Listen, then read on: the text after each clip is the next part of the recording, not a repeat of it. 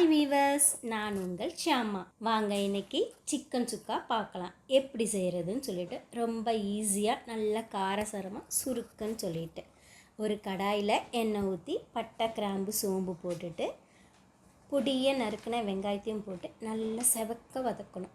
வெங்காயம் நல்லா செவக்க வரட்டோன்னே இஞ்சி பூண்டு பேஸ்ட்டு ஒரு 2 ஸ்பூன் போட்டு வதக்குங்க.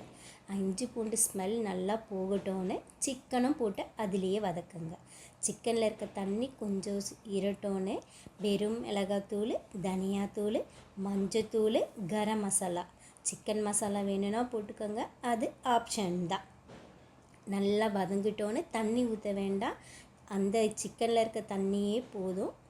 நல்லா வதங்கி வரட்டோன்னு கலர் நல்லா சேஞ்ச் ஆகும் சொல்ல பெப்பர் பவுட்ரு, நல்லெண்ணெய் ஊற்றுங்க.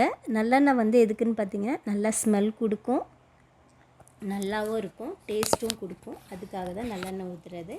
இந்த சிக்கன் சுக்காவை செஞ்சு பார்த்துட்டு எப்படி இருக்குன்னு சொல்லுங்கள், கமெண்ட் பண்ணுங்கள், சப்ஸ்கிரைப் பண்ணுங்கள் அண்ட் ஃபாலோ பண்ணுங்கள்.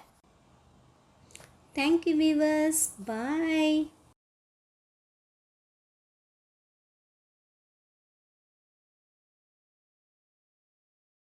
Thank you viewers, bye.